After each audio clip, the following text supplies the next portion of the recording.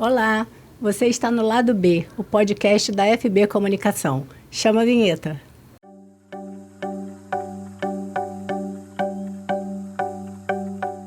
Lembrando todo mundo que está acompanhando a gente aqui, não deixe de seguir o nosso canal, ativar o sininho para acompanhar todos os episódios aqui do Lado B, que é o nosso podcast de política, que hoje tem um convidado especial, né, Ale? Com certeza. Chayane Guerreiro, nossa companheira de podcast, está aqui do meu lado, Alan Dantas, e o nosso convidado especial de hoje é o deputado Leandro de Jesus. Muito obrigado por estar aqui, deputado, e seja muito bem-vindo ao Lado B. Olha, eu agradeço a oportunidade de estar aqui no Lado B, parabenizar por essa iniciativa. Precisamos cada vez mais munir a nossa Bahia de bons espaços de comunicação e com toda certeza já é um espaço que a gente já conhece através do Farol da Bahia, então parabenizo, agradeço aí a você, Alessandra, ao Alan, a Chayane, né? Isso. Pela oportunidade. Vamos lá, né? Espero poder aqui contribuir, né, um pouco junto com vocês, que são excelentes profissionais da área. Então vamos começar sabendo o que o senhor está achando desse seu primeiro ano como deputado. Como está a sua vivência? Olha, eu procurei trazer um pouco da minha experiência, né? Claro que é bem diferente, né, quando a gente fala da atuação na advocacia, a nossa experiência jurídica, mas eu entendo que toda a vivência, tudo que a gente traz, né, conosco, enfim, daquilo que a gente constrói na nossa vida, eu procurei também adaptar e trazer para a política, seja a questão da relação, das relações, de reconhecer o ambiente no qual eu estou ali inserido, e a parte legislativa tem total compatibilidade com a minha profissão, né? Digamos que foi também um pouco mais fácil, porque a gente já entende um pouco ou muito do processo legislativo, mas a gente sabe que na política, a atuação enquanto político, ela guarda também muitas diferenças, né? Tem suas peculiaridades, ainda mais aqui na Bahia. Você está no governo de oposição, né? Estou aqui na oposição, né? Então, assim, de fato, eu procurei, desde o princípio, respeitar aquilo que eu sempre defendi, né? Sejam valores, sejam princípios, as bandeiras que eu sempre defendi. Então, para mim, sempre foi o caminho muito mais fácil.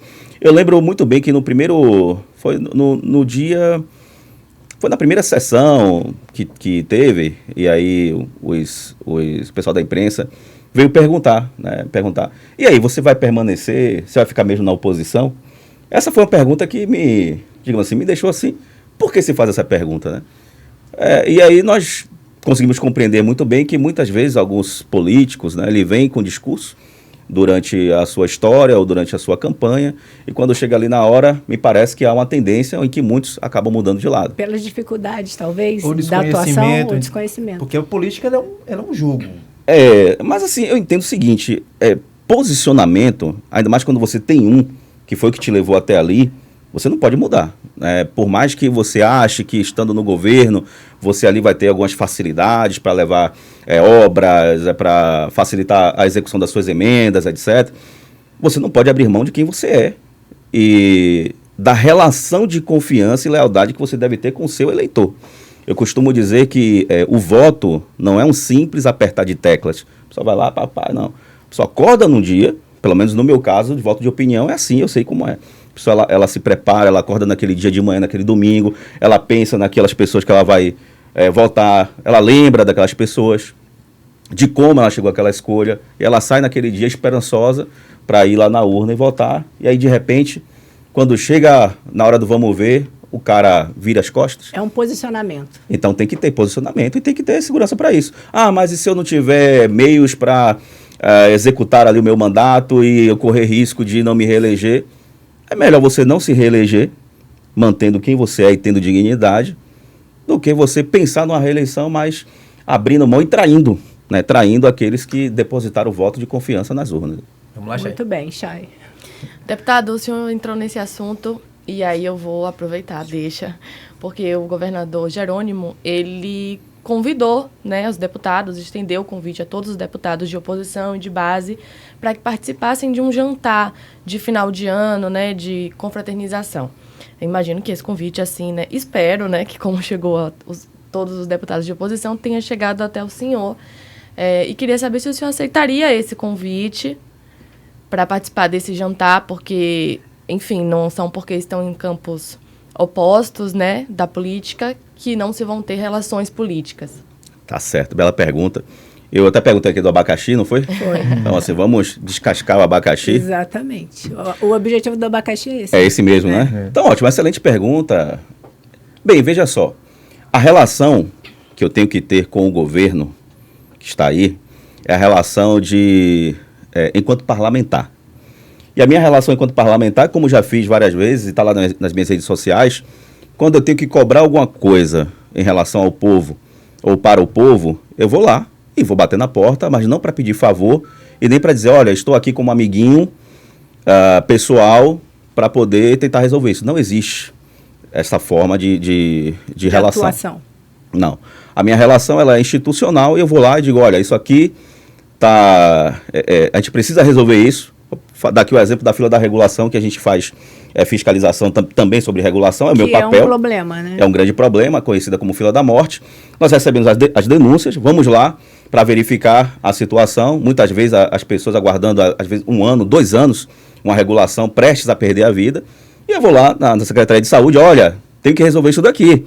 Vai esperar perder a vida? Vai esperar mais uma pessoa, mais sofrimento, mais tortura? Porque fila da regulação é fila de tortura. Então, dessa forma que eu me relaciono. Então, por isso que um convite desse para um jantar é diferente. Eu não vou. Para quê? Para que eu vou me sentar na mesa de jantar com pessoas que eu não tenho relação? Eu sento na mesa de jantar com pessoas que eu tenho relação de amizade, familiar, ou ainda que eu tenha algum tipo de relação institucional, mas que estejamos com o mesmo campo as político. Ideias, né, com o mesmo... Pelo menos alinhadas. Voltados ao mesmo caminho. Mas você não acha, deputado, desculpa lhe cortar, que se pudéssemos ter relações em que as pessoas, mesmo de campos divergentes políticos, pudessem ter esse tipo de relacionamento, eu acho que a política... Porque o que a gente tem, às vezes acha que os políticos, eles levam as ideologias deles e acabam, em algum momento, não priorizando as pessoas. O senhor acha que uma relação dessa de, por exemplo, vou sentar lá com o governador para mostrar que sou republicano, democrata, vou ouvir o que é que ele tem a dizer e vou fazer as minhas cobranças. Certo. O senhor acha que isso, independente da sua posição, não poderia ser um salto para esse ambiente político em que está cada vez assim a gente mostrando que é impossível uma pessoa conversar com outra? Complementando a pergunta do Alan, até talvez se não fosse um jantar social, digamos assim, fosse um jantar institucional, o senhor ficaria mais confortável, talvez? Olha, pegando a pergunta como um todo, esse tipo de relação institucional já é o que eu faço. Então, assim, e não precisa ser numa mesa de jantar. Então, assim, por isso eu disse, quando precisa bater na Secretaria de Segurança Pública, é do governo petista que está lá. Mas eu fui lá, tive lá recente agora, acho que deve ter, sei lá, 1 semana e pouca. Nós tivemos a denúncia lá no extremo sul da Bahia, Itamaraju, de invasões criminosas do MST, expulsando pessoas de suas casas, né, pequenos produtores, mulheres grávidas foram agredidas, senhores de idade foram agredidos. Teve uma mulher grávida de 7 meses, barrigão já, teve que dormir dentro de um rio, à madrugada, para não morrer, vale destacar isso. Eu estive lá, verifiquei isso, peguei os vídeos, as imagens e vim cobrar da Secretaria de Segurança Pública. A Secretaria de Segurança Pública está vinculada aqui ao governo, ao PT. Só que quando eu chego lá para tratar das cobranças que são devidas, eu não chego lá batendo o pé na porta, falando de... Claro. Não, é da maneira institucional, educada, mas cobrando o direito do povo. Perfeito. Então, assim, essa relação, o qual Alan, você está falando, eu já trato. E não precisa ser numa mesa de jantar. E o senhor tem tido boas respostas? Porque estar na oposição é muito difícil quando se propõem projetos, né? E participar da oposição, muitas vezes, acaba sendo desgastante, inclusive, para o político. Principalmente quando você tem ideologias próprias. Porque a gente sabe como acontecem os projetos. Seja ele num governo petista ou num governo de direita. Quando você tem maioria num parlamento, né? Os projetos chegam, muitas vezes não são debatidos e são aprovados pela maioria que é do governo. E muitas vezes a oposição, seja ela de direita ou de esquerda, que poderia participar ali daquele projeto, seja colocando emendas que ajudassem o seu campo, né, os seus eleitores, não tem essa abertura, tem as emendas negadas ou anuladas, né? pelo governo, seja ele de qual lado for. Então, o senhor tem tido esse trato de retorno quando o senhor leva as suas demandas? Olha, muito difícil. Eu acho que... Você é pelo menos recebido, pelo menos assim, o deputado está chegando aqui com tal... Nas secretarias? Nas secretarias, no sim, governo. Sim, sou recebido. Recebido e atendido. atendido, com exceção da Secretaria de Saúde, que a secretária não me atendeu por 2 vezes que eu estive lá, mas mandou uma representante, que as soluções não foram apresentadas, muito pelo contrário, foram apresentadas desculpas das piores que eu já ouvi sobre o caso da fila da regulação. Mas, via de regra, eu sou atendido, sim. Agora, as respostas, elas, infelizmente, não vêm. O que a gente escuta são desculpas, são as respostas mais absurdas, como eu falei. E lá na Alba, se tratando de projetos, Chayane, como você destacou, o que todo mundo fala lá, não só da oposição, mas grande parte da bancada governista, é que a Assembleia Legislativa virou digamos assim, um carimbador, né? Uma instituição carimbadora dos projetos do governo. E mais nada. Para se ter ideia, acho que durante esse ano todo, nós tratamos lá sobre projetos de deputados, acho que umas 2 vezes tivemos sessão para votar projetos de deputados. A casa serve apenas para, eu não vou dizer nem analisar, porque analisar a gente discute. Tem as comissões. Analisar os projetos dos governos passaria ali pelas comissões temáticas, por exemplo, antes de chegar em plenário, e aí também se ter uma discussão. Não há discussão. Usa-se das estratégias internas exatamente para atropelar qualquer possibilidade de discussão. Eu não estou falando nem de repente, não aprovar um projeto. Que aprovar eles têm maioria, sim, mas até discussão se tenta usar as regras internas da casa exatamente para impor aquilo que o governo quer. E não é à toa que nós tivemos aí já, eu até perdi as contas já de quantos empréstimos foram aprovados lá na Alba. Acho que 4, né? 3, 4, 5. 5, Tá na casa tá indo pro, enfim, tá na casa dos bilhões. Sim. Né? E se aprova, a gente não sabe a destinação, qual é a finalidade, ou se fala de uma maneira muito genérica. Quando se fala em projetos até que vão, digamos assim, prejudicar parcela da sociedade ou setores, também, aumento do ICMS. Aumento do ICMS é uma pauta extremamente pesada para qualquer deputado. Mas passa lá de boa, como passou mais uma vez, 1,5%. Aumentar ICMS, eu costumo dizer, é a mesma coisa de aprovar um projeto para diminuir o salário do trabalhador.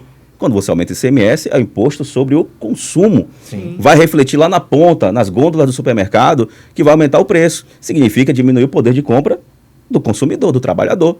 Mas passa de boa. E a gente faz obstrução, a gente discute, a gente explica. Mas os caras não querem saber de nada. O governo mandou, eles obedecem. Você está dizendo que não tem oposição nenhuma hoje na Bahia em questão às propostas colocadas pelo governo? Olha, temos lá um número de 20 deputados na oposição, mas eles têm 43. E quando eles têm 43, eles conseguem atropelar qualquer coisa. Então, por mais que esses 20 venham se posicionar, sejam contrários a determinadas pautas, sejam todas ou parcialmente, não dá, você não consegue. O máximo, a gente consegue fazer uma obstrução no dia da votação, sim, como já teve dia lá que a gente foi até quase meia-noite, né? Mas... No dia da ICMS, inclusive, foi histórico a obstrução da oposição. Nós obstruímos, tal, ficamos ali debatendo exatamente para desgastar o governo, até para ver se uma luz, né, clareia ali enfim, naquelas mentes ali, mas não rola. Não rola. Né? E aí eles aprovam o que querem. Né? Com relação ao ICMS, muitos governadores, inclusive, seja da situação da oposição, eles argumentam que é muito pela reforma tributária, que precisa fazer essa correção. No entanto, o governo federal, a gente, só para enquadrar aqui um pouquinho para a gente entender, afirma que foi muito pela desoneração feita durante o governo Bolsonaro, em que tirou ali no período antes eleitoral até eleitoral, tirou de ICMS de gasolina, tirou ICMS de uma série de produtos que os governadores tiveram esse déficit. Com relação a essa justificativa dos governadores, o senhor acha que não cola com relação às desonerações feitas no governo Bolsonaro? Na verdade, por que eu discordo, e sempre vou discordar, é uma questão de princípio norteador sobre a máquina ou a questão macroeconômica de um país. Quanto mais, ou de um Estado, quanto mais você cria um ambiente hostil ao desenvolvimento econômico, a quem quer empreender, porque assim, nós estamos aqui, digamos que nós todos somos empreendedores e temos ali X de recurso na conta, no banco, para poder investir, você vai olhar o ambiente no qual você vai botar o seu dinheiro, porque é risco. Você vai olhar e vai verificar todos os riscos daquele local. Inclusive questões sobre violência local, que impacta diretamente no negócio. Você vai olhar as questões fiscais, né, também. Você vai olhar a concorrência, você vai olhar tudo. Inclusive a sua relação com aquele governo local e o modo como aquele governo trata quem empreende, quem gera emprego. Porque a gente precisa relembrar, pela forma enganosa como o PT e desrespeitosa como o PT trata as pessoas, vale destacar que Estado não gera emprego. Quem gera emprego é a iniciativa privada, são os empreendedores. Não importa o tamanho, pode ser uma quitanda num bairro qualquer, ou um grande empreendimento, são essas pessoas que geram riqueza, que geram emprego, que geram negócio. E aí o que acontece? Quando esse ambiente ele é hostil em termos fiscais, claro que você vai diminuir a receita, você vai diminuir a arrecadação, porque as pessoas, os empreendedores vão fugir daquele local, vão fechar os seus negócios, ou mesmo aqueles que não chegaram, não virão. Isso é óbvio. E aí o que acontece? Quando você diminui a carga tributária, quando você faz ali um projeto de desburocratização, também para facilitação, exatamente para aquele negócio se desenvolver, ou os negócios se desenvolverem naquele ambiente, naquele estado, você vai acabar arrecadando mais. E veja, foi o resultado do governo Bolsonaro. Quando ele diminuiu a carga tributária, o governo arrecadou mais. Não é mágica, não. É uma questão de confiança do mercado, confiança de quem está ali com o seu dinheiro para... E o Estado paga como? Quando você tem 100, se reduz uma carga tributária para 70 e não se completa o 100. Esse dinheiro vem de onde, deputado? Vem exatamente, porque se você Eu estou falando de um processo de que foi desonerado nos últimos 6 meses do governo. Você diminuindo a carga tributária, se você diminuir a carga tributária, você tem um processo de confiança do mercado, dos empreendedores, para investir mais, e você vai arrecadar mais. Eu que não estou querendo citar governo, estou querendo citar dessa forma matemática mesmo, o senhor falou, reduz a carga tributária, atrai investimentos, mas a conta do município ele precisa ser fechada, a conta do Estado precisa ser fechada. Vamos lá, você bota 100% de imposto sobre o produto. E aí você tem 100% de imposto sobre o produto, digamos que você tem ali 10 investidores que vai atuar naquele setor econômico, você vai ter aqueles 10 que vai pagar aquele imposto.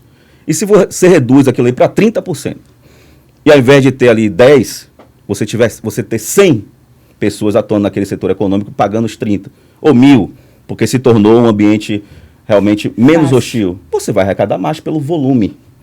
Essa é a questão. E quando o investidor ele vem para o nosso país, por exemplo, ele vai olhar aonde é melhor investir no Brasil. Na Bahia, em Minas, em São Paulo. Qual é o melhor ambiente econômico, né, para poder fazer o meu investimento? O investimento do meu dinheiro que está no meu bolso aqui. É lógico que ele vai olhar isso e todos vão olhar, e é natural.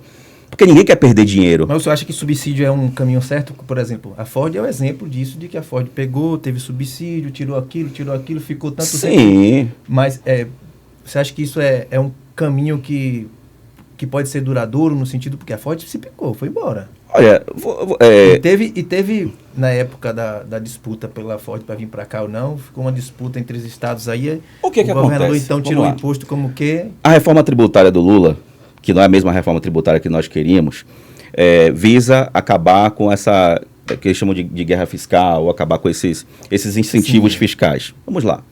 Aí digamos que vamos dar aqui mais uma vez, digamos que você seja o dono da Ford. Vamos lá, você vai abrir uma fábrica no Brasil. E está proibido agora o incentivo fiscal. Vai ser igual em qualquer lugar. Você vai abrir na Bahia, fale sem levar em consideração bairrismo. Você não é baiano, Sim. Você é de fora. Você vai abrir na Bahia ou você vai abrir ali em São Paulo? Aí você me pegou, porque eu teria que...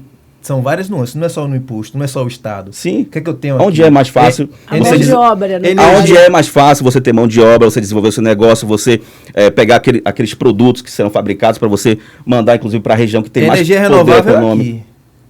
Então, você está falando de energia renovável. Vamos levar em consideração todo o aparato a gente vai comparar hoje o aparato que tem ali a região sudeste com a região nordeste? Não dá para comparar. Aí se você não tem incentivo... Você tem que comparar a Bahia com Pernambuco, por Pronto, exemplo. mas nós estamos num país só, é Brasil.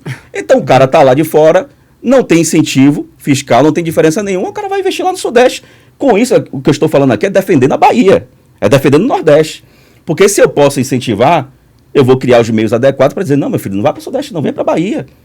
Aqui eu vou dar aqui para você essa facilitação, esse incentivo fiscal durante algum tempo, durante alguns anos, venha para cá.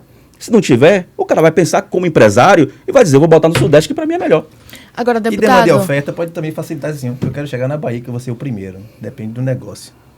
Eu tenho uma dúvida também, que é o seguinte, a gente tem essa reforma tributária que tramita agora nesse momento, né?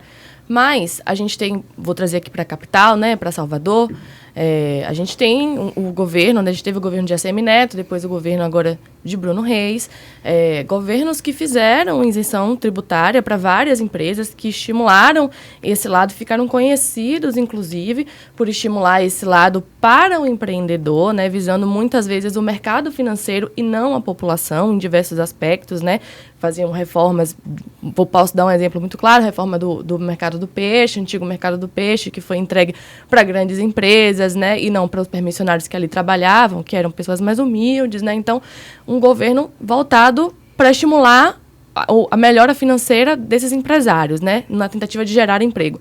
Mas Salvador figura, desde sempre, entre as capitais do desemprego. Então, não bateu essa fórmula. Ajudar o empresário não trouxe emprego para Salvador. A gente não saiu disso. Então, qual seria a solução? Olha, de fato, nós vivemos na Bahia como um todo um ambiente hostil. Voltamos a figurar novamente como o estado que temos o maior índice de desocupação, ou seja, de desempregados. Então, assim, não é um problema de Salvador, é um problema da Bahia inteira. E quando a gente vai falar de município, obviamente que nós vamos atribuir esse problema à gestão municipal, mas também, obviamente, à gestão do Estado, porque é papel tanto do Executivo Municipal quanto estadual desenvolver um ambiente econômico viável para que haja geração de emprego, geração de renda e de riqueza para todos. Nós podemos ter alguns, digamos assim, programas facilitadores que, quando chega nas mãos do gestor, ele pode usar para o bem ou para o mal. A ideia, na sua essência, é boa. Vou dar aqui o exemplo. Parceria público-privada, PPP. É um contrato entre a gestão pública com privada para execução de alguma obra. Tivemos várias no governo Rui Costa. Certo. É uma ideia originalmente boa? É. Mas quando chega nas mãos de grupos corruptos, isso daí pode virar um colunho para desvio de verbas, né, das diversas formas, corrupção. Então, assim, quando a gente fala de incentivo fiscal, de facilitar a vida do empresário, do empreendedor, nós estamos falando na sua essência, na raiz, a sua execução da maneira correta e, obviamente, beneficiando não só os grandes empresários, que é importante, né, para a geração de emprego e renda, enfim, mas beneficiando também aquele microempreendedor, os pequenos. Porque todos, hoje, a ideia que eu tenho é a seguinte, olha, nós precisamos facilitar a vida de quem quer empreender, porque hoje ele é um pequeno empreendedor, mas amanhã eu quero que ele seja um grande.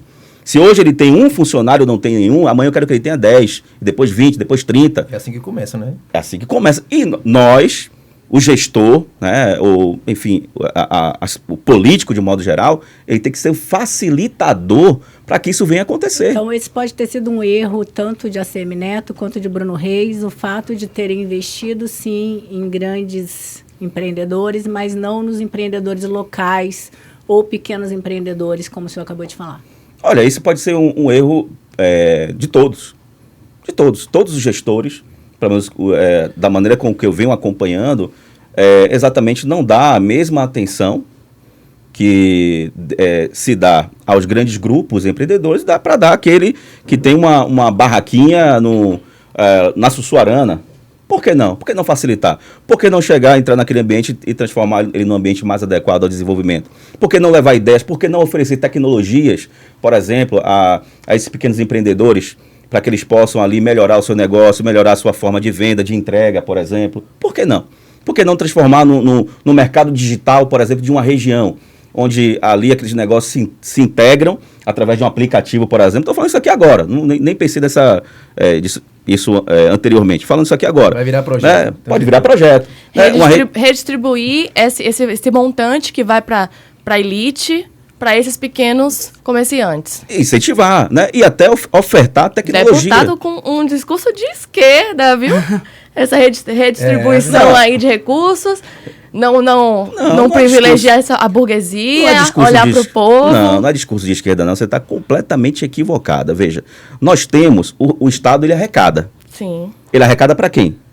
É só para um lado ou só para o outro?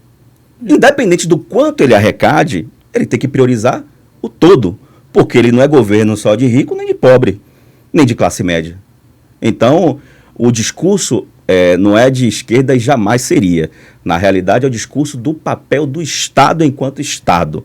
E o papel dele é priorizar as pessoas e todas as classes, inclusive tendo a inteligência de verificar todas as questões econômicas para que todos, aí voltando ao empreendedorismo, seja o pequeno empreendedor ou o grande empreendedor, ele tenha um ambiente adequado ao seu desenvolvimento para a geração de riqueza, emprego e renda para todos. Aí, deputado. Deputado, já que estamos falando aqui de prefeituras, eu soube por aí que a gente vai ter uma candidatura a prefeito esse ano, talvez aí uma sondagenzinha lá para Lauro de Freitas, aquelas bandas. Lauro, né? É verdade isso? É novidade isso? Ou é ainda só uma perspectiva? Olha, eu encaro na minha vida, Alessandra, tudo como uma missão, e eu sempre digo, para mim, enquanto cristão, é uma missão cristã. Eu não estou aqui para qualquer decisão que eu venha tomar, sejam as anteriores que me trouxe até aqui, ou as que eu viria a tomar, nunca será por vaidade ou por projeto pessoal. Não será. Isso aqui de verdade. Porque para mim seria muito fácil já estar aí anunciando aos 4 ventos que eu sou candidato, ou serei candidato, ou sou um pré-candidato a prefeito de Lauro de Freitas. Faça isso, que é para você capitalizar. No mínimo, se você não for eleito, você vai ter mais votos lá na frente de 2026. Eu não vou fazer isso, brincar com o sentimento das pessoas. Tipo como se fosse um teste, né? Tipo... Isso, não. Ou é para valer ou não é. É para valer ou não é para valer? Então, assim, estamos agora, obrigado pela pergunta mais direta. Pronto. Assim, o que eu estou fazendo? Quando surgiu a possibilidade, saiu algumas matérias dessa possível pré-candidatura, o que foi que aconteceu? Alguns grupos lá de Lauro de Freitas, os ditos grupos políticos, né, começaram a me chamar de forasteiro, que eu não entendo nada de Lauro, ou que eu nunca fui gestor, ou que eu sou um político de primeiro mandato. Começaram... Só que eu não vou entrar nessas picuinhas jamais. Você não vai me ver discutindo absolutamente com ninguém nesse nível. O que é que eu faço? Eu estou fazendo? Eu estou conversando com o quê? A base. Lideranças. Lideranças não só do meu viés político, ou viés da direita especificamente, mas lideranças comunitárias. Né? Obviamente que eu não vou me juntar com quem é de esquerda, isso daí é impossível de acontecer, não vai rolar. Inclusive... Acho que, se não foi em primeira mão aqui, acho que já citei isso, mas agora, de maneira oficial, os vereadores do PL, lá de Lauro de Freitas, que estão na base de Moema, já serão convidados agora oficialmente a se retirarem. Se está na base de Moema, se está na base do PT, se é de esquerda, tchau, aqui não é o seu lugar. Então, isso já está sendo feito agora de maneira oficial. Então, conversando com essas bases, que eu sei que querem, de fato, uma transformação, para Lauro de Freitas, um resgate daquela cidade que foi sequestrada por um grupo político que está ali usurpando das riquezas da cidade, nós estamos construindo essa base. E uma vez que isso se torne viável, e eu sei que eu preciso anunciar isso o mais rápido possível, já está em tempo, eu vou anunciar. Então, assim, hoje a possibilidade ela é muito grande dessa candidatura sair. Agora, como eu disse, eu não quero, jamais brincarei com o sentimento das pessoas. Ainda que... Não, Leandro, como eu falei, você vai ganhar um capital político. Não, o meu papel não é esse. O meu papel é realmente agarrar aquele sentimento das pessoas e representá-los de verdade. Não um projeto pessoal. O senhor acha como é que está o bem. campo político hoje da direita para poder... a gente sai de um candidato de direita, Jair Bolsonaro, um presidente, vem para um estado em que um candidato de esquerda é muito bem votado, no caso me referindo ao presidente Lula. 50% quase, ó. Não foi tão bem votado assim. assim. 70, Lula. Na Bahia. Na Bahia. Sim. Tá. Lauro foi diferente. Como é que o senhor analisa hoje o campo da direita para o surgimento de novas lideranças, para poder justamente defender os seus ideais? Como é que o senhor tem analisado esse cenário? Aqui Olha, no nosso estado, especificamente. Principalmente, deputado, por conta dessa guerra aí dos 50%. Na Certo. eleição nacional, de uma forma geral, Foi como meio a ele meio. falou, foi meio a meio, Praticamente. entendeu? Meio a meio o que a urna apresentou, né? A realidade, eu entendo que foi bem diferente. Mas vamos lá. Por que, deputado? O que o senhor acha que foi Porque diferente? ficou muito claro, e só não enxerga quem não quer, de que todo o processo eleitoral ele foi viciado. Todo ele. Campanha, o processo das urnas, todo ele foi viciado. Ou quem é... Eu não estou falando questão de lado, não. De maneira isenta. Aqui, olhando por fora. Esse processo eleitoral foi normal? O senhor foi eleito. Esse processo eleitoral, estamos falando da presidência, você acha que o sistema quer corromper? Você acha que ele vai atingir todas as escalas, vai atingir todos os deputados? Você acha que ele vai querer um confronto direto com todos os poderes? Nada. Não, eu tô... Eu não acho nada. porque você trouxe para mim que eu fui eleito. Porque o senhor levantou essa bola, na verdade. Sim, e aí você está falando que eu fui eleito.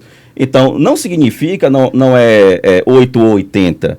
Ele vai atingir exatamente ali a figura que ele quer excluir do sistema. Vamos pegar aqui, inclusive, as condenações que Bolsonaro sofreu de inelegibilidade. Pelo amor de Deus, se tiver um mínimo de isenção, você vai dizer, isso aí não é normal.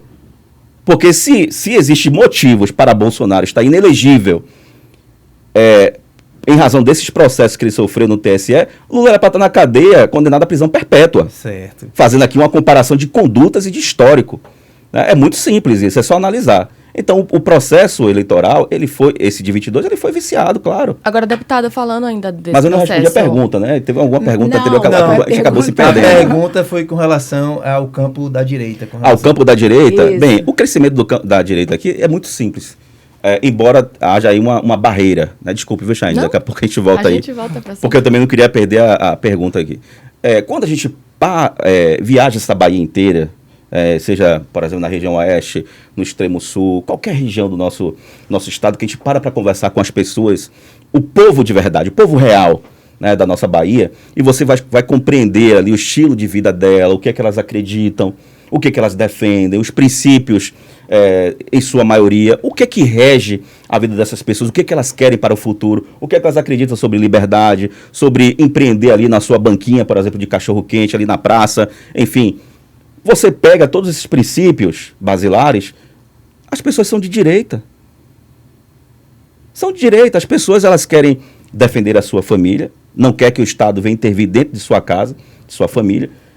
A ampla maioria se declara cristã, né? A ampla maioria, ela é contra as pautas da esquerda. Eu falo isso porque nós fazemos palestras Sim. aqui na Bahia inteira e Bom, conversando com o trabalho. povo real. A maioria, por exemplo, é contra a linguagem neutra que a esquerda defende. Sim. A maioria Já foi bloqueada, já. Não... já foi bloqueada. Tá na A maioria é contra a ideologia de gênero. Embora, o que me chama a atenção é que ainda a maioria desconhece o que está acontecendo. O que a esquerda... A questão é esta, é a informação. A maioria desconhece o que a esquerda defende e o que a esquerda faz. Mas quando a gente mostra e explica... Porque assim, as minhas palestras eu vou lá com vídeos, documentos e mostro tudo. O pessoal fica assim, meu Deus, eu não sabia que isso estava acontecendo. Eu não sabia que Lula era isso. Eu não sabia. As pessoas ficam espantadas. Eu fiz, pois é, mas é isso que está acontecendo. Agora vocês sabem e tem agora a oportunidade de conhecer os dois lados e se posicionar. Então o que a gente precisa aqui na Bahia é liberdade, inclusive liberdade de imprensa. E aqui eu estou defendendo jornalistas. Nós sabemos que os jornalistas aqui na Bahia não têm liberdade que deveria ter. Aqui tem, viu? Só para deixar claro. Não estou falando aqui do... Aqui tem. Não estou falando aqui. Total, aqui... mas eu falo aqui... Nós não torcemos para time nenhum, Isso, mas eu estou falando nenhum. aqui, eu estou falando de Bahia. Tá. Bahia, nós sabemos Só que... para deixar registrado. Tá certo. Nós sabemos que Bahia, né, tem os veículos, tem a influência do governo e os jornalistas não têm a sua liberdade como deveria ter. Deputado, Não mas tem. no governo do ex-presidente Jair Bolsonaro, nunca houve tanta censura ao jornalismo e tanta agressão aos profissionais de imprensa. Esse é um dado levantado, inclusive, pelo Sindicato Nacional dos Jornalistas. O sindicato de esquerda dos jornalistas, entendi. Mas vamos lá. Ele mandava jornalista calar a boca, deputado. Nós tivemos aqui... Isso não pode ser ignorado, né? Aqui na Bahia, nós tivemos aqui, de colegas de vocês, de imprensa, por exemplo, que foram proibidos de entrar no evento de Lula, lá no oeste da Bahia. Eu estava lá, que eu também fui proibido de entrar. Eu vi a colega de vocês aqui da Bahia. Sabe por que ela não foi denunciar? Imagina? Porque ela ia perder o emprego. Agora, no evento do Barroso, uma colega de vocês foi puxada pelo braço. Eu não sei se vocês viram isso. Foi puxada pelo braço porque tentou chegar no Barroso para fazer uma pergunta a direito de vocês. Ela foi puxada de maneira bastante agressiva pelo braço. Vocês acham que ela falou alguma coisa? Por que ela não vai falar? Porque se ela falar, ao invés dela ser protegida, ela vai perder o emprego. Né? Teve o Rui Costa. Você acha que o Rui Costa está sendo respeitoso com a imprensa? Mas a gente está falando... Está sendo respeitoso com a imprensa? Não está. Então, vamos analisar, ainda que vocês possam ter aí a sua visão sobre Jair Messias Bolsonaro. Não é visão, não é visão nossa. nossa. A gente está trazendo o que aconteceu. A visão... Para a gente comparar, então, se é um problema do sistema, de governo. todo o sistema desrespeita o jornalista, Agora eu queria... ou se é um problema do governo. Agora eu queria... Essa questão agora foi o Alexandre de Moraes querer que Mas as Alexandre de Moraes não é governo. Não, gente. eu sei, entenda. Não. Eu estou falando a respeito de ninguém falar sobre isso. Né? Alexandre Você de tem Moraes que não é nomear governo, a mas qual é o fonte. governo hoje? Qual é o governo que apoia as ações e decisões de Alexandre de Moraes? É o governo que está aí. Então, aqui a gente vai existe ficar numa discussão que existe o diálogo cabuloso. Mas vamos lá, o que eu mais gostaria que nesse momento, então, para a gente testar, vamos testar, né? Assim que o pessoal fala, né? Vamos fazer um testezinho aí. Tratem Lula, trate o Rui Costa como boa parte da imprensa nacional tratou Bolsonaro. Faça um teste que eu quero ver. Mas Lula foi tratado dessa forma. Não fazem. É, E deputado, algumas a matérias... Globo pediu Deixa eu concluir. desculpas. Até algumas matérias que saíram aí, criticando, e de maneira até leve, o governo Lula, o Estadão, nós vimos a retaliação que foi. Haddad, Gleisi Hoffmann, já vindo para cima, falando em censura. E o que foi que aconteceu? Todo mundo quietinho. E o que me chama a atenção... falando de Brasil, aqui na Bahia, a maioria, e aí eu não estou falando de jornalista, estou falando de veículo. Todo mundo, quietinho, ninguém viu nada. Fala-se muito pouco. Se fosse Bolsonaro ali, estava até hoje falando, batendo. Então, eu faço esse desafio. Vamos testar. Tratem Lula e o governo Lula como vocês trataram Bolsonaro, que eu quero ver. Deputado, é que eu só queria voltar rapidinho, porque, veja, a gente volta, e eu não estou falando de Lula agora, né? Mas, assim, Lula foi... a Globo, veja, a Globo pediu desculpas ao vivo ao atual presidente. Claro. É por isso que está recebendo muito recurso hoje. Depois de ter... admitindo uma perseguição política ao presidente, enquanto ele não estava ocupando o cargo, e, inclusive, nas disputas anteriores, a eleição de Lula contra Collor foi uma eleição que a Globo, os diretores da Globo, assumiram que interferiram diretamente nos debates de forma a privilegiar Collor. Então, eu volto à pergunta é um problema de sistema ou é um problema de governo da Bahia? É um problema de quem quer roubar mais, certo? Então, assim, se a Globo pediu desculpa, vai olhar hoje quanto a Globo está recebendo de repasses do governo federal e vai olhar quanto ela recebia com Bolsonaro. A diferença é astronômica. Então, claro que a Globo vai pedir desculpa, vai ficar até de joelho, vai lamber até os pés de Lula, para voltar a receber esses repasses multimilionários, aliás, bilionários, por parte do governo. Então, a Globo está fazendo o papel dela. Então, assim, de um lado tem um ladrão que quer receber e do outro lado tem um bandido que quer dar. Então, a soma é perfeita para ele. Deputado, então, já que estamos em Brasília, vamos continuar por lá. O senhor vai fazer uma manifestação, vai participar, né? Não é o senhor que vai fazer, está sendo montada uma manifestação no dia 10 contra a indicação do ministro Flávio Dino para o STF. Eu queria que o senhor me falasse um pouco sobre os porquês dessa manifestação e qual a intenção de vocês em relação a um posicionamento, né? Se vai dar resultado, se não vai, o que vocês estão esperando disso no dia 10? Olha, primeiro, explicar os motivos dessa manifestação. Nós tivemos aí falando pegando o gancho do Lula, né? Isso, quando ele disse que não ia, achava errado ou desonesto, nomear amigos, né, ao STF e tal, o discurso dele durante a campanha, mas, enfim, nós já sabíamos que o discurso é uma coisa, as ações são outras. E depois do Zanin, que foi advogado do Lula, né, uma indicação completamente absurda, e volto a dizer, a relação deles é uma relação muito próxima, que torna viciosa realmente a indicação do Zanin. E agora o Flávio Dino... Mas o Alexandre de Moraes também foi advogado do Temer, não? Também discordo. Na verdade... Só para deixar que já é um hábito. Também discordo. É um hábito que, inclusive, veio anteriormente, inclusive antes do Temer, o próprio PT já fazia isso, e eu discordo desse modelo.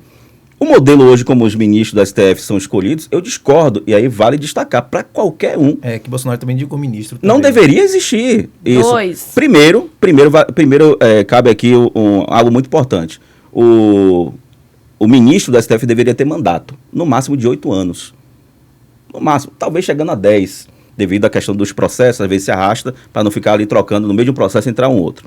Né? No máximo isso. E outra, não deveria ser uma indicação do presidente, deveria ser uma eleição interna do Poder Judiciário, sem interferência externa. Ponto. Seria assim, uma lista tríplice, como fazem, talvez... Mas sem interferência do Poder Executivo. Entendi. Algo ali internamente, a votação interna, talvez com a participação da OAB, da advocacia também, as instituições que participam ali do Poder Judiciário. Né? Deveria ser assim. Mas olha o que aconteceu com a Suprema Corte. Virou um balcão político. Né? Eu pergunto, lhe cortando, deputado, licença. Se tiver mandato, não poderia virar um balcão político com tempo de mandato, por exemplo? Um juiz. Porque vamos imaginar que lá seja uma eleição do judiciário, e a gente sabe que muitas vezes tudo se mistura, judiciário com executivo. Como é que esse tempo em saber que um juiz, uma pessoa indicada para a Suprema Corte, iria ficar ali 8 anos, não poderia entrar, vamos imaginar que eu fique 2 mandatos aqui, 8 anos, esse juiz vai estar conciliado comigo, não poderia correr esse risco também? Olha, o risco sempre vai existir. De financiamento, mas aí, de financiamento. Mas aí, pelo menos depois do primeiro ou do segundo mandato, existe a possibilidade de mudar. O pior é quando o cara entra e você vai sair de lá com 75 anos. E se o estrago for grande nesses 8 anos? Aí? E se o estrago for proporcionalmente grande também durante 30 anos, por exemplo, o cara entra com 4... Então é melhor ter a possibilidade de mudar. Minorar a idade, diminuir a idade. É melhor ter a possibilidade de mudar sempre. A alternância de poder é importante por isso. Isso é democracia. Alternância de poder. Não está errado, não está dando certo aquilo ali, vão mudar. E vai se mudando, tá certo. E vai mudando, até chegar no ideal que a sociedade queira. Mas aí volte à premissa que o senhor estava... Aí falando a questão da manifestação, vai ser agora neste domingo, né, dia 10, e o que nos motiva sobre essa indicação é exatamente o posicionamento da figura indicada, que é o Flávio Dino. Ele, de maneira expressa, ele se diz um comunista, seguidor da cartilha de Lenin. Eu sempre digo lá, eu tenho dito lá na Alba, nós não precisamos ser um grande estudioso de história para entender quem é, não precisa falar de comunismo, porque aqui no Brasil, a palavra comunismo, ela foi, digamos assim, passou-se muito pano, né, para o comunismo. O comunismo matou mais do que qualquer outra ideologia assassina, o comunismo matou mais do que Hitler. Aonde, deputado? Desculpa. O comunismo não, as pessoas que eram do partido, né? O comunismo, que eram comunistas. Né? Vamos falar só de União Soviética, China, cortina de ferro da União Soviética, que massacrou milhões de pessoas. A própria mídia brasileira... Nenhum desses países é socialista, deputado. Olha, nós estamos falando de comunismo, né? O PCC chinês, Partido Comunista Chinês, está na sigla. Pega a história da China e veja quantas milhões de pessoas que foram assassinadas na China pelo Partido Comunista Chinês, que está aí até hoje e que escraviza pessoas lá na China. Mas aqui no Brasil a gente não escraviza pessoas no sistema capitalista?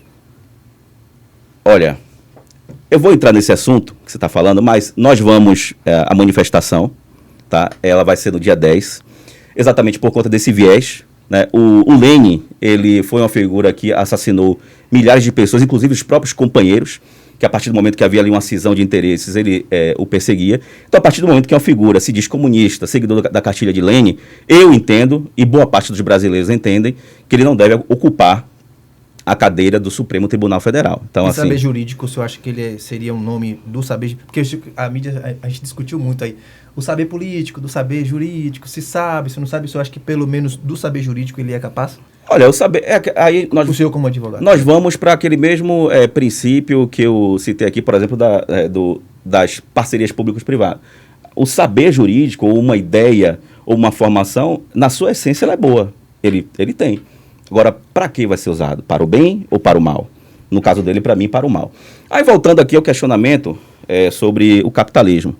Vamos lá. Eu vou dar aqui um simples exemplo do capitalismo agronegócio.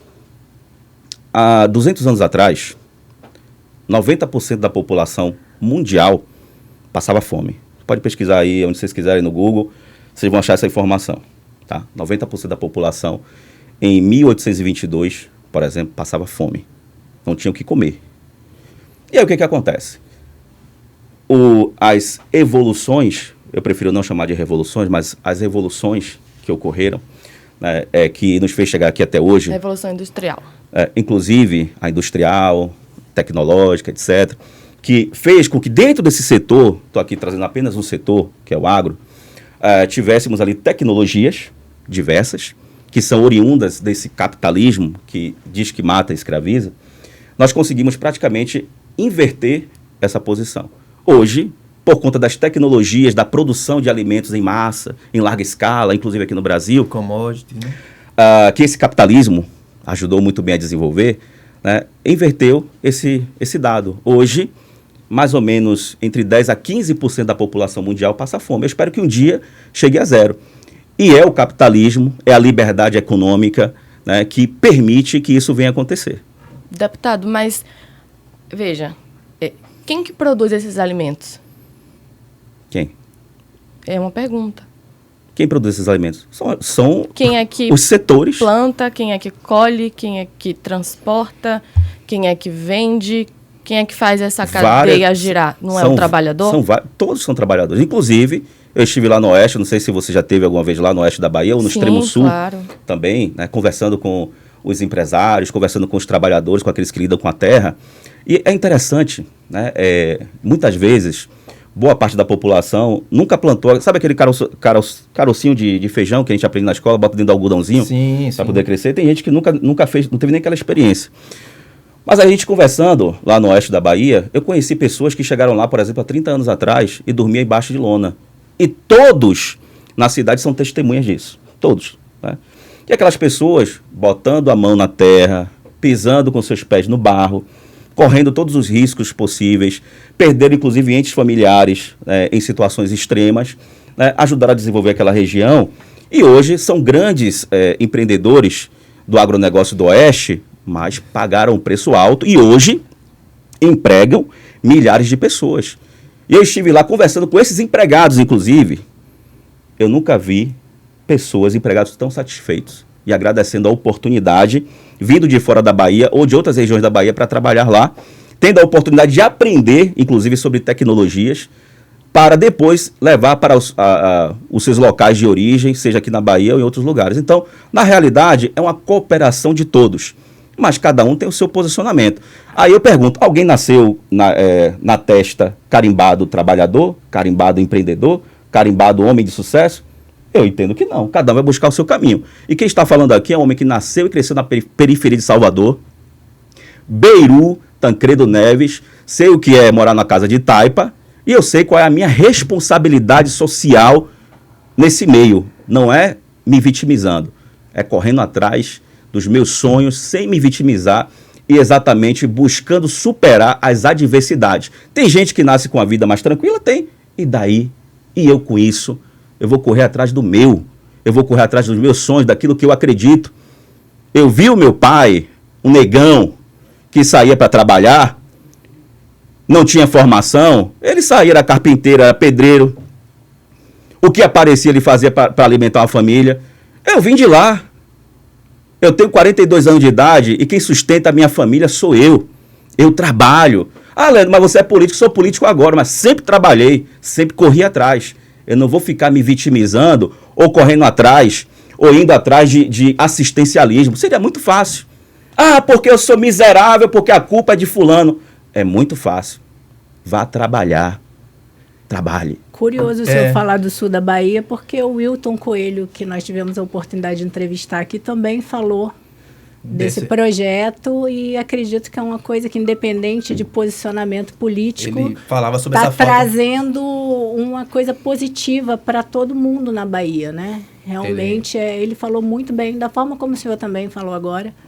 Ele elogiou bastante essas ações cooperativas. essas ações cooperativas que estão da acontecendo lá. favorização do Estado, inclusive, para fortalecer isso. Exatamente. Lá no Oeste, eles têm lá várias instituições que promovem cursos de graça para as pessoas.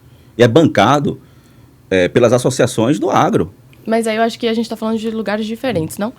Porque vocês estão falando do sul da Bahia. No sul da Bahia também tem. Não, ele falou o sul e ele falou o sul da Bahia dois. também. E lá no sul da Bahia também tem. As associações também fornecem cursos, Deputado, etc. vamos para um pouquinho longe agora. Vamos para a Argentina. E estamos chegando no finalzinho também. Vamos falar só Mas já, 50 minutos só da ainda. vitória do Javier Milei, que o senhor comemorou e expressou que que vai ser uma oportunidade de liberdade para o povo argentino. E eu complemento. Ele tinha várias bandeiras durante a campanha e já está se desfazendo delas já na conjuntura do próprio governo. Certo. Bate naquela tecla que o senhor disse de que... É difícil ser oposição? Ou Pronto. não é difícil ser oposição. É difícil se eleger e governar sozinho. E manter a bandeira, os ideais, porque ele já se desfez de algumas delas. Inclusive, ele convidou Lula para a posse. Se ele realmente abriu mão de algumas pautas, eu acho que foge realmente, ou poderá fugir exatamente de um perfil que o fez chegar onde chegou, e quem vai julgar isso, e tem que julgar, é o povo argentino, de maneira correta. Quem o elegeu tem que agora observar o seu governo, verificar se ele vai cumprir as promessas de campanha que ele fez, o projeto de governo que ele apresentou, né, os projetos de liberdade econômica, os projetos que visam resgatar, né, a geração para ter geração de emprego na Argentina, tudo isso, tudo aquilo que ele prometeu, liberdade também para ter acesso à arma de fogo, que era também uma das pautas dele, né, a flexibilização, assim como foi o projeto de Bolsonaro aqui no Brasil. Então cabe ao povo argentino agora, né, analisar. Fato e é inquestionável, do jeito que estava, não dava, porque a Argentina estava destruída. Mais de, salvo engano, 50% da população, ou mais, já vivia abaixo da linha da pobreza. É miséria, é fome. Inflação altíssima. 180, eu acho. E um modelo, ou melhor, um grupo político que já vem se perpetuando há muito tempo.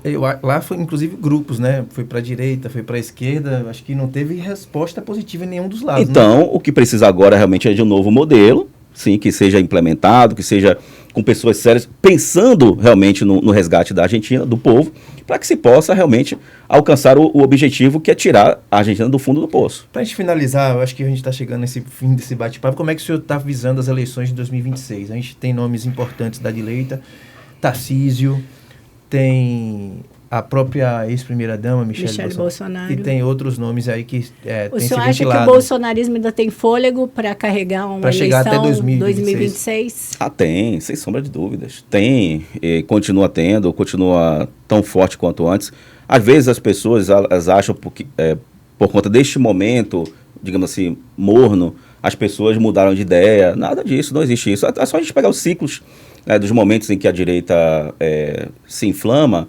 Ela tem os seus momentos, quando ela está ali, digamos assim, mais recuada, não é porque mudou o pensamento, é porque as pessoas, diferente da esquerda, a direita, em sua maioria, trabalha. Né? Nós, quando fazemos uma mobilização, a gente não dá ali um pão com mortadela e R$50 para as pessoas se mobilizarem, não. As pessoas vão por conta própria. Não existe o que a esquerda faz de colocar ônibus de graça, pagar, dar 50 conto, dar um pão com mortadela, que não existe isso. As pessoas vão de graça. E, inclusive, nós temos dificuldade, por exemplo, de fazer uma mobilização durante a semana, porque a direita, o pessoal é trabalhador, está lá trabalhando. Então, nós temos características diferentes do que a esquerda. Então, estamos aí mais firmes do que nunca. Em 2026 chegaremos tão forte, porque há uma indignação, uma irresignação total em relação ao que está acontecendo no Brasil, pela forma como se deu, né, o processo, e pelo que está sendo feito agora com esse desgoverno Lula. E né? o nome E há que uma eu acho- insatisfação muito grande para além da direita, né? Como estamos vendo aí, até a grande mídia que apoiou Lula já começando a entender que o barco está afundando. E que o E nós nome- temos aí o Tarcísio, é um grande nome, tem que se verificar se para ele é melhor partir para uma reeleição bastante tranquila, né? Ele continuando com esse excelente governo que ele está fazendo. Ele vem para uma reeleição tranquila ou se vai cumprir uma missão maior. Então isso tem que ser analisado. Claro que é um excelente nome, muito forte.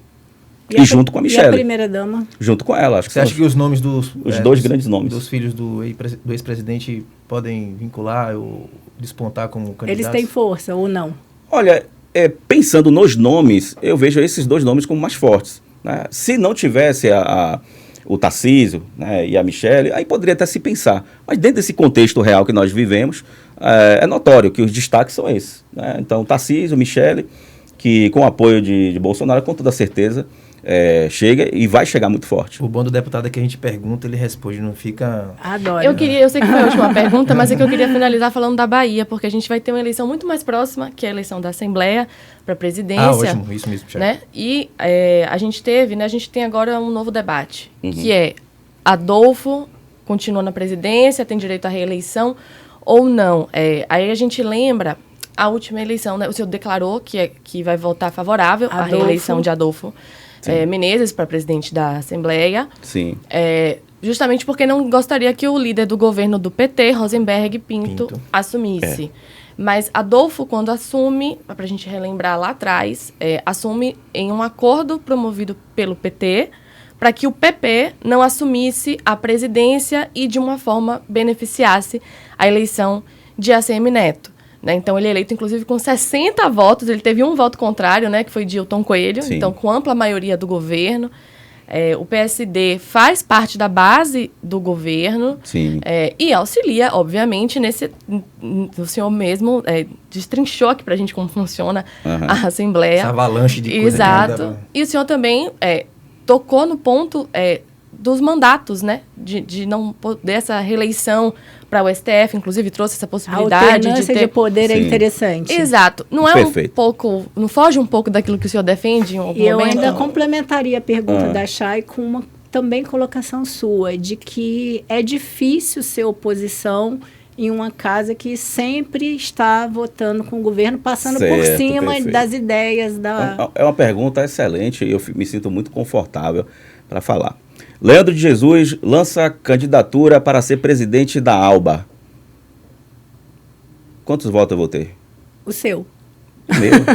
A gente não sabe, o né? melhor dos mundos seria termos um outro nome independente para tornar a casa mais independente. O melhor dos mundos.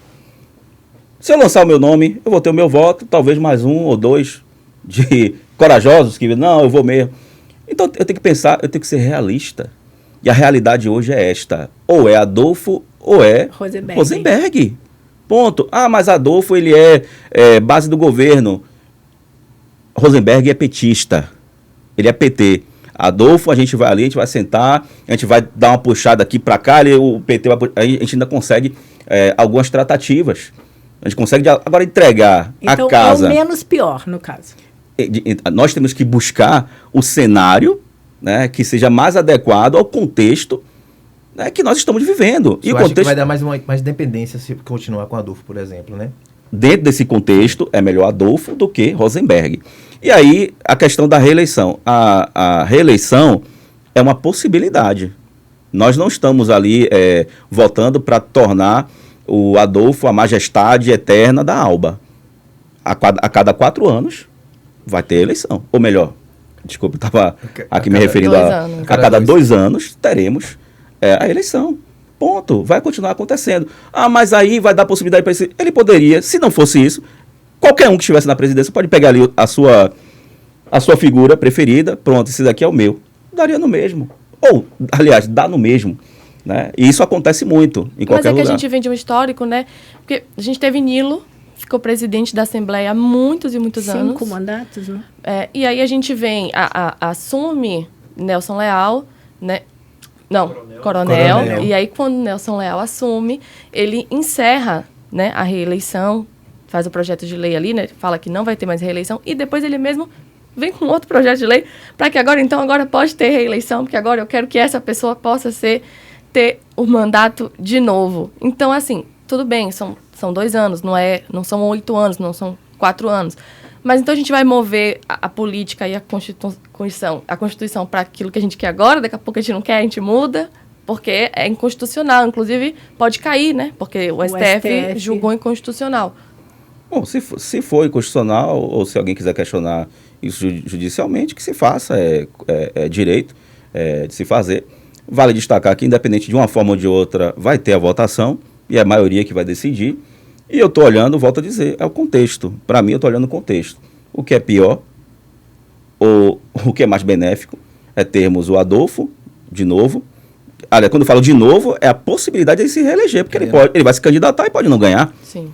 Então, a possibilidade, ou, de repente, o PT assumir também a Assembleia Legislativa do Estado da Bahia e a coisa realmente virar, de uma vez por todas, um braço, a ALBA virar um braço institucional do PT e do governo. Aí eu, nesse momento, nesse contexto, eu prefiro essa possibilidade do Adolfo Deputado, continuar. se o senhor me permite, pegando essa premissa sua, fazer uma última pergunta. Claro, eu estou aqui. Vamos ficar até... Não, essa é a última Passou rápido mesmo por causa demais. do tempo.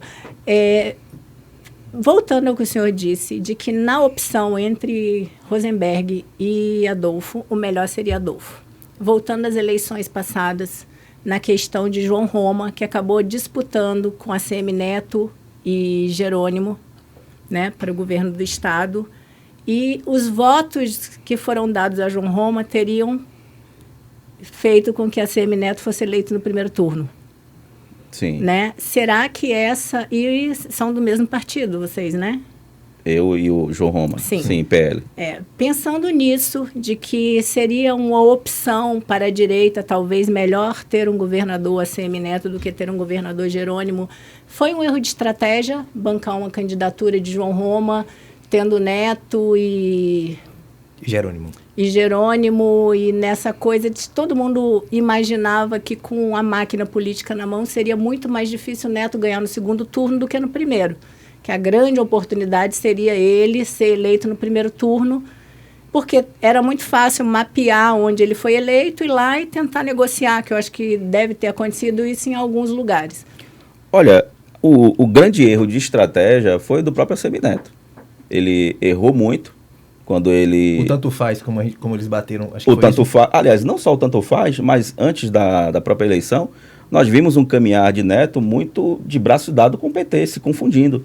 E eu não sei quem foi que o induziu a fazer aquilo, porque quando chega na hora da eleição do Vamos Ver, o PT, obviamente, ia querer atropelar ele. E ele ali de mãos dadas, fazendo a sua gestão aqui enquanto prefeito, nos 2 últimos anos ali, ainda também no período de pandemia e tal. Ele caminhando ali lado a lado com o PT, como se fosse uma coisa só, de mãos dadas. Aquilo ali realmente me assombrou. E eu acho que me assustou muito. Isso custou caro, inclusive. Isso custou caro para ele. Porque não só pela nossa decisão, mas assim, a população ela quer ver 2 opções diferentes. E aí, de repente, você vê tudo misturado. Então, quem saiu perdendo foi ele. Porque o PT já era governo. E ele está ali, andando de braços dados como se fosse uma coisa só. Quando chegar na hora do Vamos Ver, ele sai perdendo. E aí vem o período de campanha, aquela coisa, tanto faz, tanto fez. Nós não fomos procurados. Ele não quis essa parceria. E aí que eu vou concluir de uma maneira muito tranquila de dizer que ele foi o culpado de tudo isso, porque hoje a grande probabilidade, inclusive já nos reunimos com o Bruno Reis, do PL caminhar com o Bruno. Porque o Bruno é um outro perfil completamente diferente. É do mesmo grupo, Bruno e a ACM Neto, é do mesmo grupo, mas são pessoas completamente diferentes. E existe a grande chance hoje, acho que 95% ou mais, do PL caminhar junto com o Bruno Reis. Exatamente porque há o diálogo. A abertura, a abertura, né, para poder... E quando eu falo de abertura, não é para pedir cargo dentro de prefeitura, não. Porque se fosse por isso, o PL já estava lá. E não é isso. Né? É exatamente o diálogo de se construir algo que venha beneficiar a sociedade e também, sim, obviamente, evitar que aconteça um desastre aqui em Salvador e que o PT também venha tomar essa cidade. Então, dava para conversar 3 horas aqui, né? Vamos continuar. É um prazer, 3 horas aqui. É muito bom conversar com pessoa que responde, assim, descasca o abacaxi com tranquilidade. Aí, ó.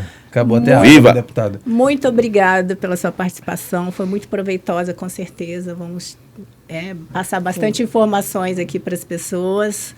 E a gente agradece muito. E quando for confirmar lá a pré-candidatura Laura por de Freitas, favor. vamos combinar essa entrevista aqui para falar de Exatamente. Laura, que tem muita reclamação de Laura, inclusive, que a gente recebe aqui no Vamos. nosso site. A gente vai debater isso também. Vai ser um prazer enorme. Gente, até o próximo episódio. Obrigado, Um beijo viu? para todos.